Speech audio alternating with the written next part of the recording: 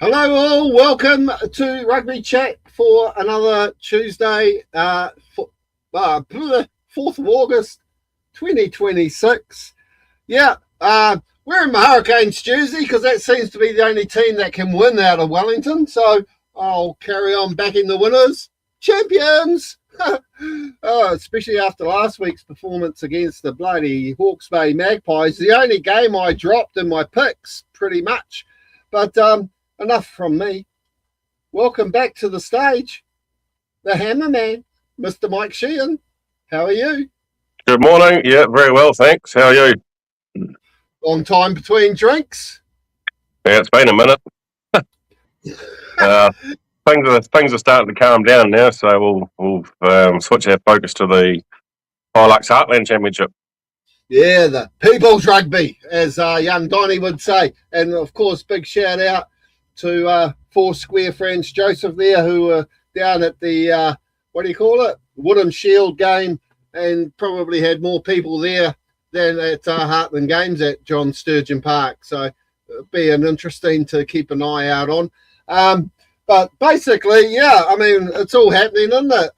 We've got all the pre-season Heartland stuff happening. Wairarapa Bush couldn't play last week because 21 of their players had the flu. Hopefully it wasn't bird flu. And Wanganui, they got beaten by Hawke's Bay Saracens. North Otago had a good win against Otago Country.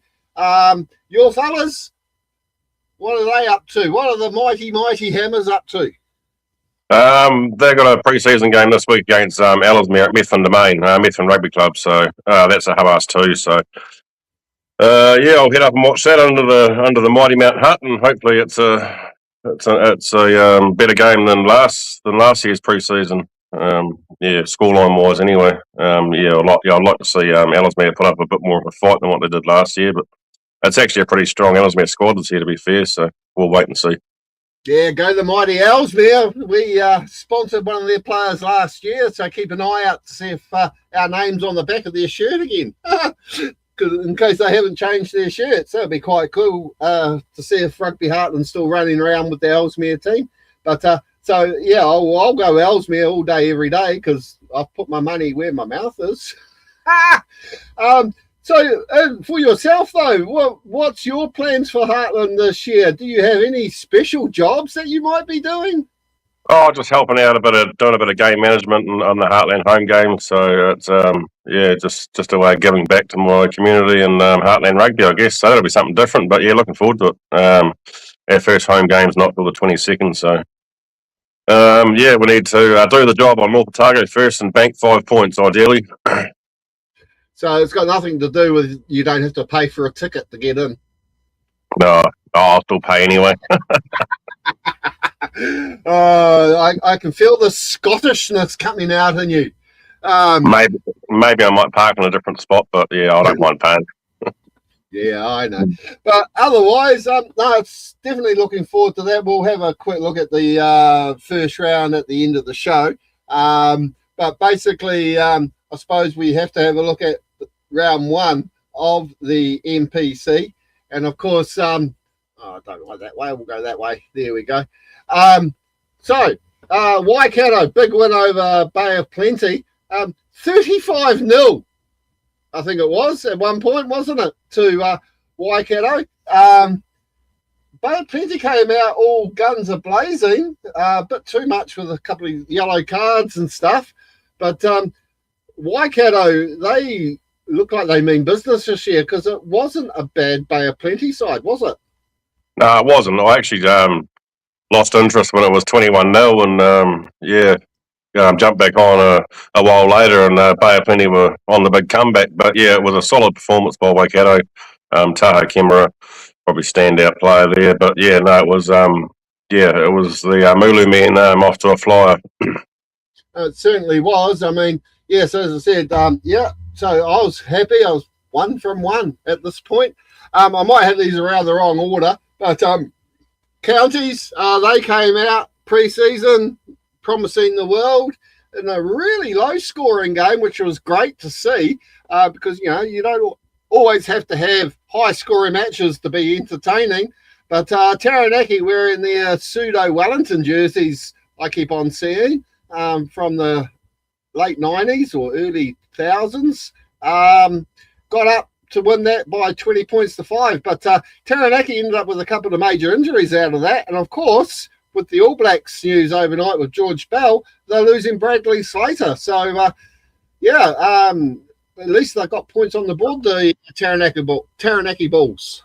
Yeah, I was actually disappointed with County's performance. I was actually talking to you about Aparosa Wuniawa a couple of days prior. I said, "Oh, where's he gone?" And he pops up in Counties this year. So, but yeah, the Bulls are off to a flyer. I actually quite like their playing strip. Who, Taranaki? Yeah. To me, it's got a bit of, where it's got Yarrows, if you put Lion Brown there, it just shouts an old Wellington jersey to me. But I don't know. Maybe who drinks Lion Brown these days? I know I don't, but some people still do. It's a Wellington beer. I don't know. But yeah, so Taranaki off to a start there. In Blenheim, close win here for Tasman over North Harbour, 31-29. Sure, North Harbour could have won that. It wasn't in Blenheim, it was in Trafalgar Square in Nelson. Tasman, they got out of jail there with the win over North Harbour, who were the also-rans last year, but seem to be putting on a bit of a fight this year. Yeah, it was a good performance from the Marco. A couple of standout performances out wide. I think I picked Tasman. I think. Yeah. Obviously Bryn Hill playing his 100th. He had a good game too. So that was probably the game of the round, to be fair. Oh, it certainly was. They could have, nicked it at the end there, but they hadn't. They just ran out of the clock, beat them basically, I think. I was 3 from 3 at this stage, looking really good. And then, of course, huge crowd at Stag Day down there in Invercargill. But, it was Otago Southland, but, poor old Southland, they just can't buy a trick. It looked like they had recruited really, really well in the off-season. But still came up 30 points short. Yeah, I was a bit disappointed with Southland's performance, but what about that crowd? Unreal, wasn't it? I don't know how many people they would have had there at Rugby Park, but maybe 10,000, I think someone might have been saying. But it's great to see the Southland fans come out in force. Otago, they'll be brimming with confidence going into the Shield defence this week. I thought Kieran McClay and Cam Miller had great games. Lucas Casey, he's just on another level. Yeah, I wonder when he'll get the call up with injuries in South Africa, because, they're there for 6 to 8 weeks. And, with him and Karifi sitting on the sidelines, they'll be just waiting to... I wouldn't be surprised to see if they've got bags already packed, ready to go. Put it that way, to jump on a plane. I think Lucas Casey's time will come eventually. It will.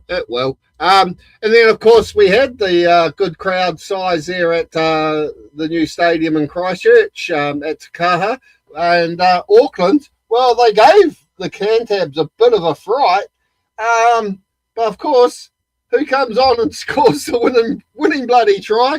I don't know what it was paying on the TAB, but I'm sure it was paying almost nothing for Richie Mwanga to steal it for the Cantabs, the Red and Blacks. Probably paying $5. But another good performance under the roof by the mighty men of Canterbury. Richie had 20 minutes and didn't really put a foot wrong. So, but the real acid test will be this week down at Forsyth Bar. Yeah, well, at the 10-minute mark, we're having trouble streaming to Facebook. Oh, bloody hell. Thank God we're still going live to YouTube. I will do a full recording of this and repost it to Facebook after the show. I don't know why Facebook does that. It just, every now and then, it decides, we're not going to show shit. I don't know. Is it because I'm promoting TikTok at the bottom? I don't know. But anyhow, we're still live on YouTube. So, the YouTube if you're watching.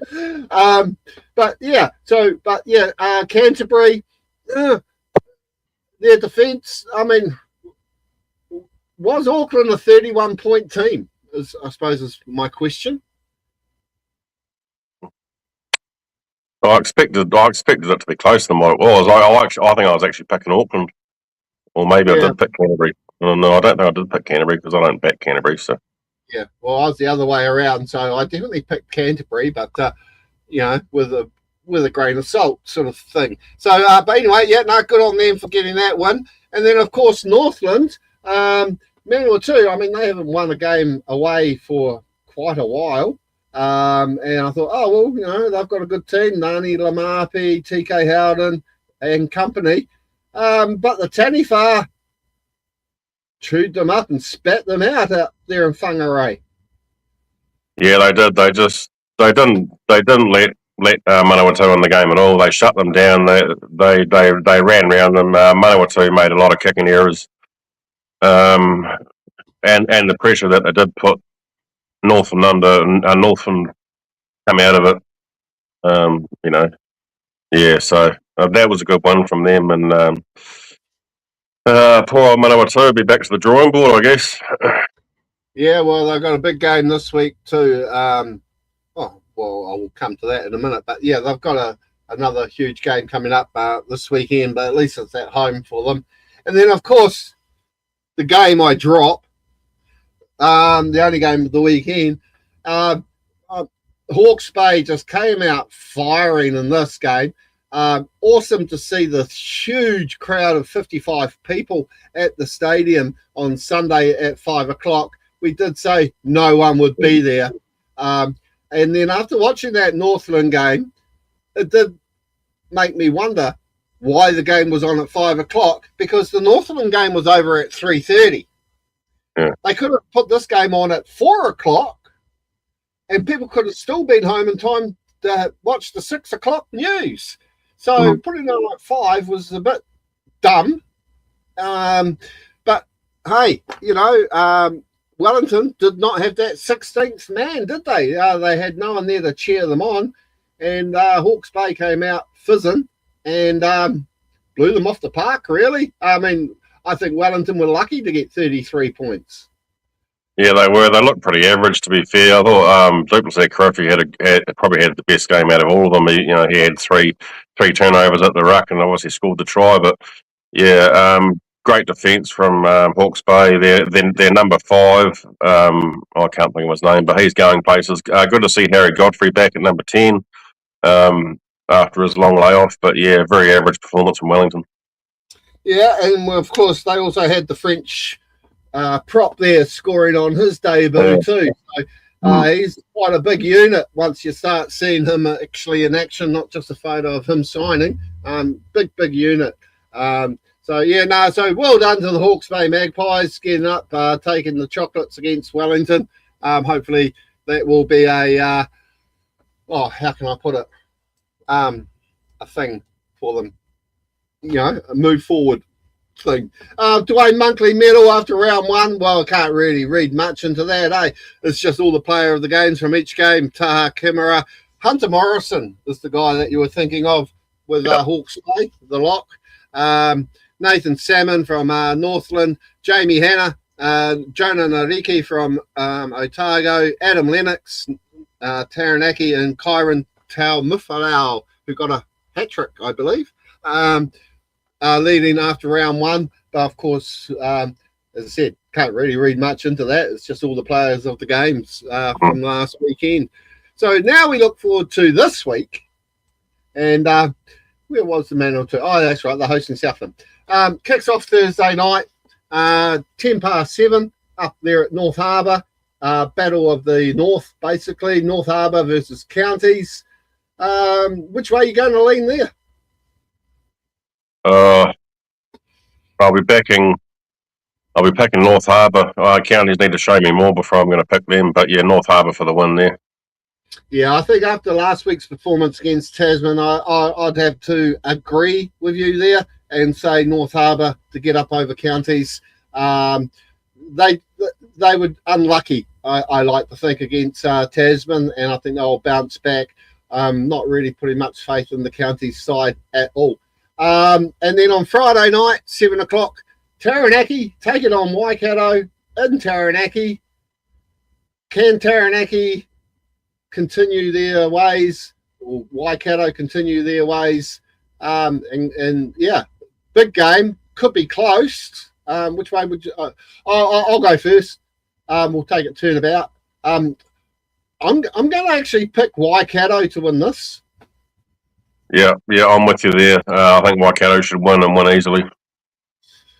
Yeah, I think they should. I mean, they were highly impressive against Bay of Plenty last weekend, and I think that will definitely see them pick up the dub. And then, of course, 2 o'clock Saturday afternoon. After watching the All Blacks, we'll get to that later. But Auckland taking on Wellington at the spiritual home of Auckland Rugby, Western Springs. Well, for me, Wellington all day, every day by 20 points. Yeah, I'm going to keep my faith in Wellington. I think they'll bounce back. I think they'll win. But yeah, you can't really write off Auckland, can you? No, I mean, the only thing is, it's sort of like, other than the boys that play there at Ponsonby and the odd club player, not a lot of them would have played at Western Springs.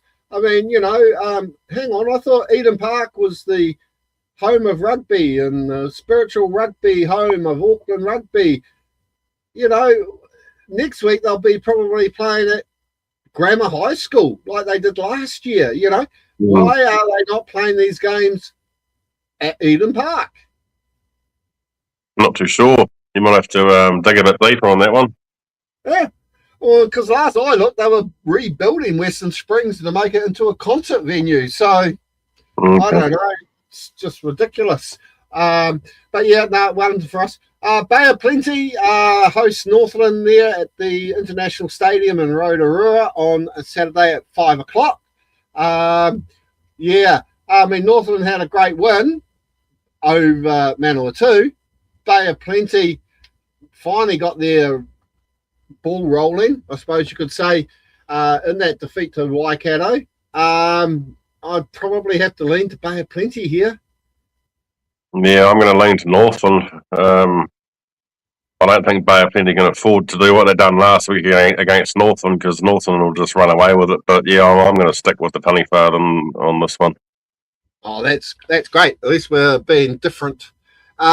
And then, of course, the 7 o'clock game is Hawke's Bay taking on Tasman up there at McLean Park. This will be actually a boomer of a game, I think. It's a great game for 7 o'clock on a Saturday night. Tasman will be fizzing after their first up win. Hawke's Bay will be on top of the world after beating Wellington in the capital. I'd probably have to lean towards Hawke's Bay. Yeah. This game and the Shield game are probably the two games of the round. But yeah, I'm probably going to lean towards Hawke's Bay as well. But yeah, I think it's going to be really close, this game. I think there'll probably be 3 or 4 points in it. Yeah, I think it will be a close one, just like last weekend for Tasman. But I think Hawke's Bay will definitely come out on top of the ledger. And then, of course, at 2 o'clock, again, game on at 2 o'clock, and then game on at 5. But game on at 2, Ranfurly Shield back in the spotlight with Otago taking on Canterbury.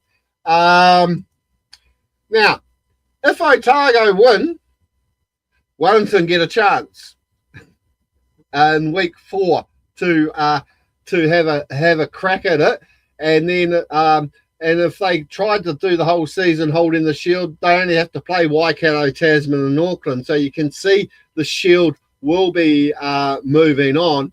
If Canterbury take it, well, their run home to hold it at the end of the season would be next week against Bay of Plenty, and then they get another one against Northland, and then Wellington, and then Southland. So a win here by Canterbury would be pretty much almost, you could say, a lock away the shield for another year.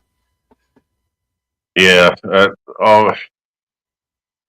As long as Otago have come through last week and have got no major injuries, I like the style of rugby they're playing.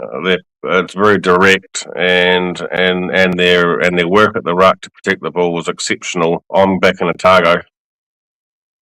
Yeah, well, there's one reason why I'm backing Otago to win it, and that's because Wellington will get a crack at it the following week, in a couple of weeks' time. So no, I know everyone will be going, oh, what the hell are you talking about? But definitely I'll go Otago as well. And to the people that are watching us on YouTube, thank you.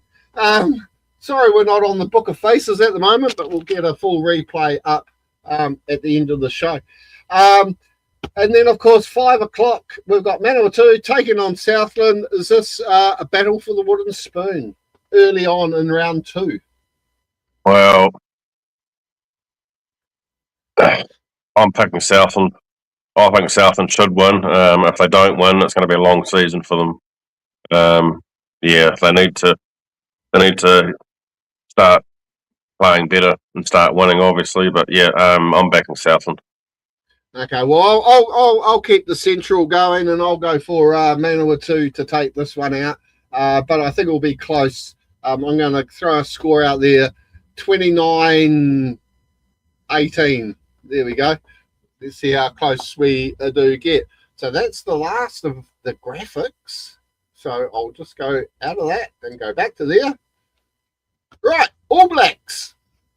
Saturday morning, 4 o'clock, 3 o'clock, one of the two. Against the Stormers, we've already been told Beauden Barrett's going to be starting. It's a shame they haven't sold any tickets. Yeah, where's that been played?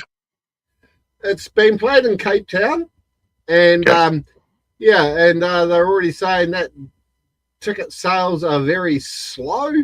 I don't know whether or not that they sort of got the bug yet, the South Africans, but with the price of tickets, maybe they're all holding off so they can buy tickets to the test matches. Yeah, well, I haven't really been following the Stormers. I guess it's made up of a few different teams coming together. But one thing I will comment on is the support from the South African people have for the All Blacks. It's pretty special, things. When they hit Cape Town and obviously went out and had that run around, there was just people everywhere. Like, yeah, it's quite special, really. Yeah, I was having a think about that this morning, and the thing is, it's a generation since the All Blacks pretty much did a full tour of South Africa. In the past, in the old apartheid days, the black South Africans really loved the All Blacks, because they were going up against Springbok. But if you look at the crowds now at these test matches, you've got all South Africans wearing the green and gold from all races. So that is sort of out the window now. Do they have the support of the local people? You know what I mean?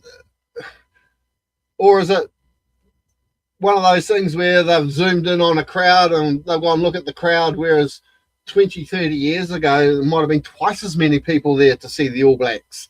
I just think there's too much of that sort of politics, not politics, what's the word I'm looking for? Trying to pump it up when there wasn't really, so what? They have signing days and all that. It's a new thing for some people that, some of these All Blacks have never played in South Africa. So, I don't know. Stormers, they've been going, okay, in the URC. They haven't really set the world alight. Most of the players will be probably out of the Western Province Curry Cup team.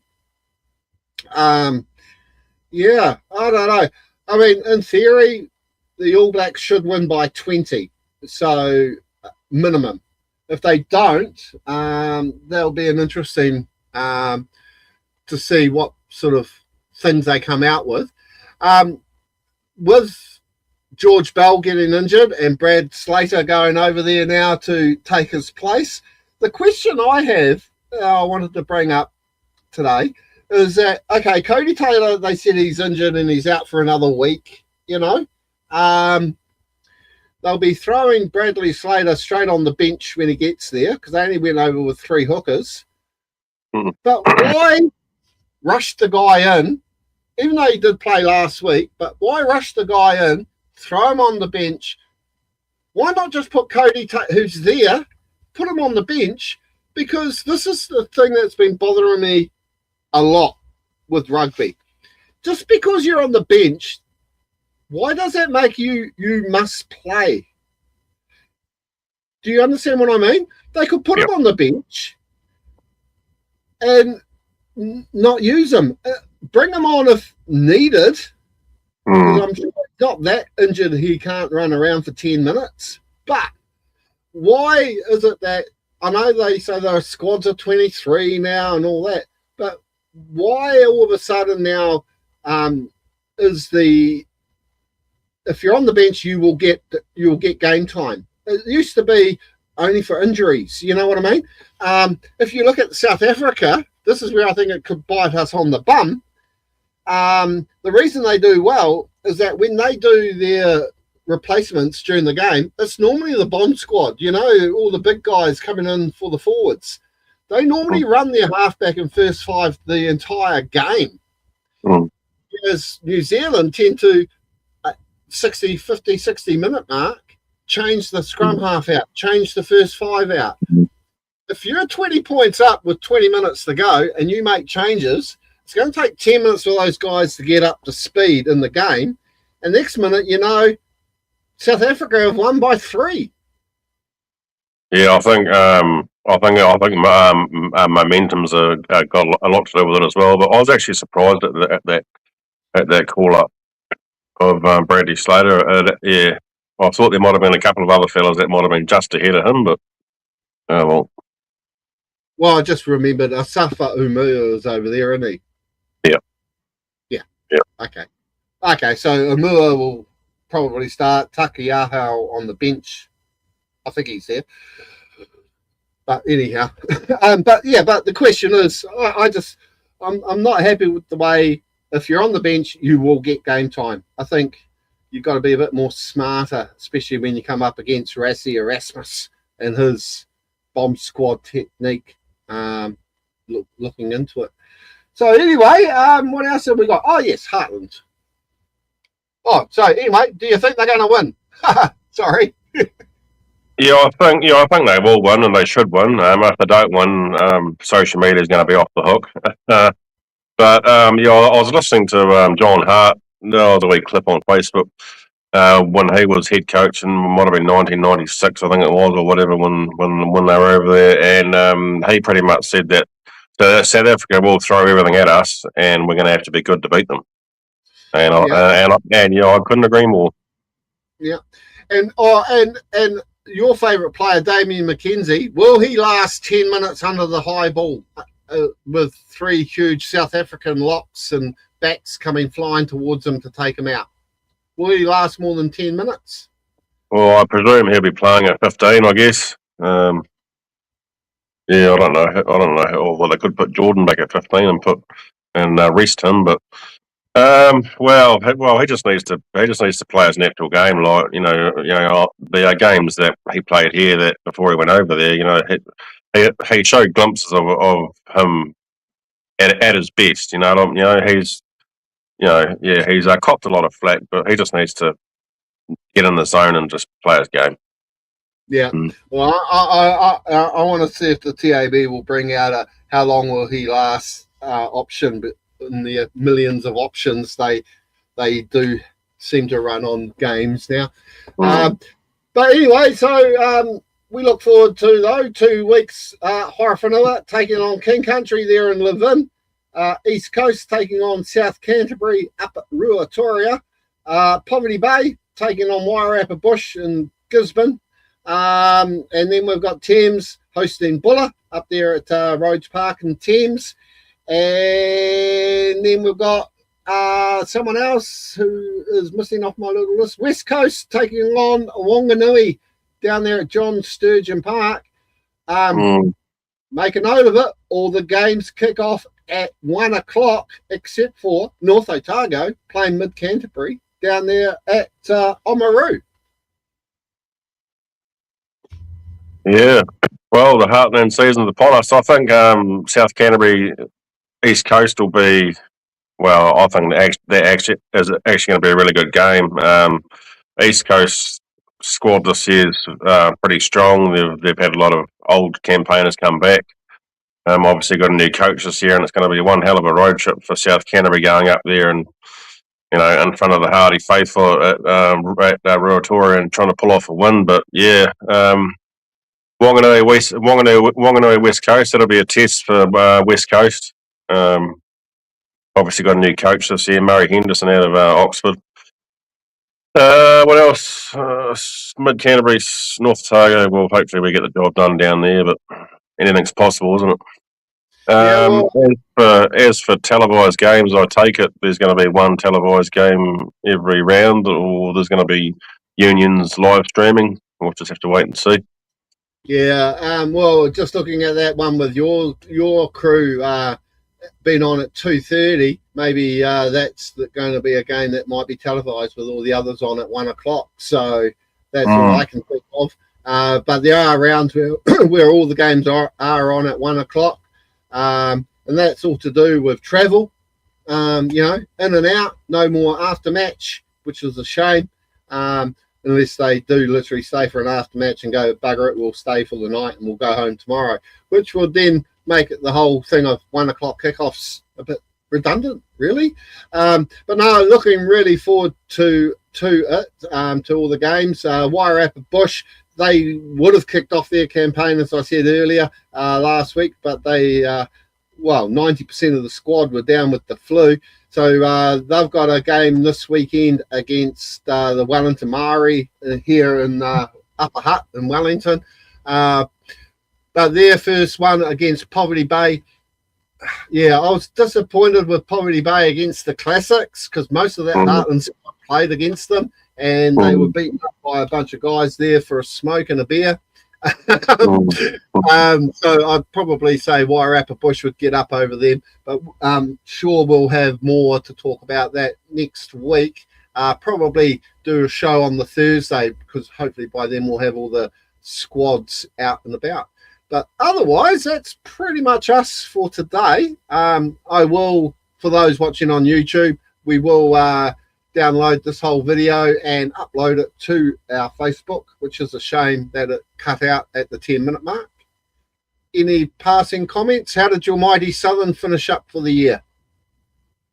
Oh, we didn't have the ideal year, but struggled with injuries. We come in third in the competition, in the Wallace Cup competition, but Rakai were deserved winners.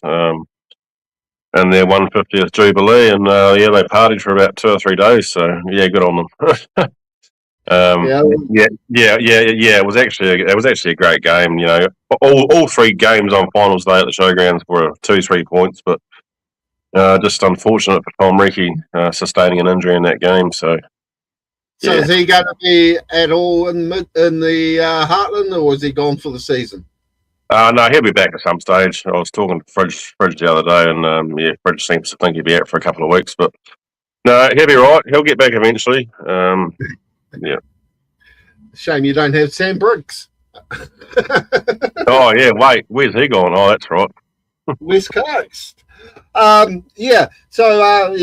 mighty Johnsonville had a chance to pick up some silverware, especially playing Avalon, who they beat by 40 points during the season, only to get absolutely butt whipped by Avalon in the Harden Cup. The Morgan Cup. Oh, they have too many trophies here in Wellington to win. You can't keep up with them. But anyway, until next week, I'll keep you on the line for a minute. But to everyone else, we'll catch us in 7 days. See you later, mate. Bye. Bye.